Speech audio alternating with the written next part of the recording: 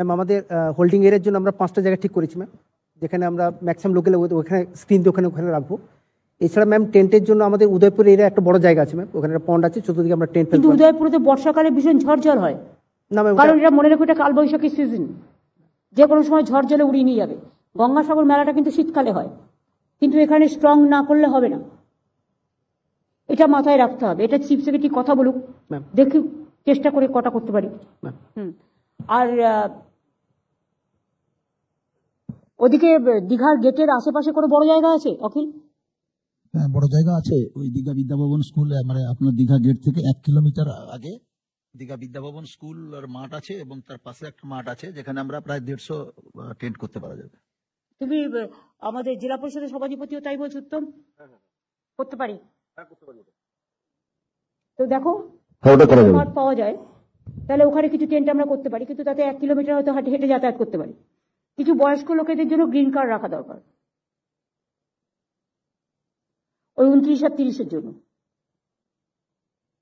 মন্দির দর্শন করতে হলে তো 30 তারিখের আগে হবে না, যজ্ঞ দিয়ে তো শুরু হবে, আগের দিন যজ্ঞ হবে। মন্দির যারা দর্শন করতে চায় আফটার দ্য ইনঅগুরেশন, সেরকম যদি কেউ থাকে, কিছু গ্রিন কার্ড যদি আমরা রাখি। কিন্তু আমি বলেছি মন্দিরের সামনের জায়গাটা পুরো কার্পেটিং করে রাখতে হবে, কারণ ওটা কিন্তু জুতো পরে যাওয়া যাবে না, ওটা কিন্তু পায়ে হেঁটে যেতে হবে। আমি নিজেও পায়ে হেঁটে যাবো। আরো কিছু জায়গা উত্তম খুঁজে দাও।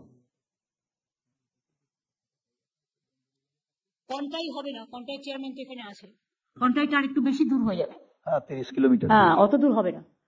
দীঘার আশেপাশে এক হতে পারে যদি ট্রান্সপোর্ট ওদের কিছু বাস, প্রাইভেট বাস রেখে দিলে যারা যাতায়াত করবে।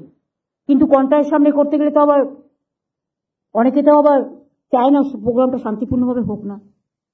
মাথা ব্যথা তো অনেকেরই আছে, আমার যেমন মাথা ব্যথা আছে শান্তি রক্ষা করার, অনেকের মাথা ব্যথা আছে অন্যরকম কিছু করার। কিন্তু আমরা তো চাই যে ঠাকুরকে নিয়ে আমরা যেন কেউ অপবিত্র না করি। রামনগর করা যেতে পারে, রামনগরে আমাদের আরএস ময়দান আছে। রামনগরে কি আছে আর ময়দান? আরএস ময়দানে ওখানে ক্যাম্প করা যেতে পারে। আরএস ময়দান কত দূর? 8 কিলোমিটার। আমরা ট্রান্সপোর্ট দিতে পারবো। হ্যাঁ, সে ঠিক আছে, ট্রান্সপোর্ট, লোকাল ট্রান্সপোর্ট দেবে। কিছু প্রাইভেট গ্রিন কার পাওয়া যায়, কিছু প্রাইভেট বাস টাস দেখো পাও কিনা, কিন্তু তার জন্য যেন সারা বাংলা আবার সাফার না করে। আপনি যে কনভেনশন, তোমাদের তো প্রবলেম হচ্ছে ড্রাইভার নেই বলে, শর্টেজ অফ ড্রাইভার, সেটা তো তোমাদের অ্যালাউ করা হয়েছে তাদের নেওয়ার জন্য।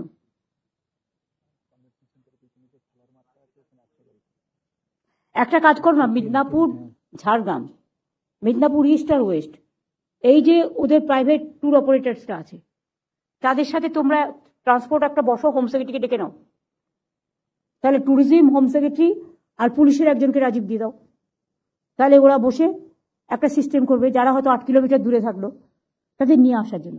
তবে একটাই, যে টেন্টগুলো করবে টেন্টগুলো যেন ভেঙে না পড়ে, সেফটি দেখতে হবে মাস্ট।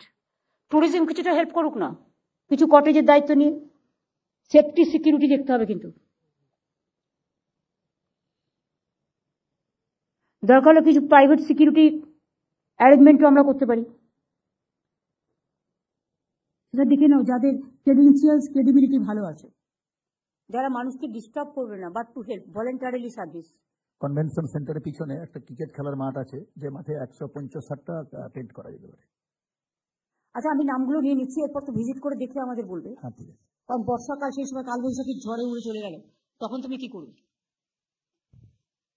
এইটা যারা টেন্ট করে, যাদের ক্যাপাসিটি আছে,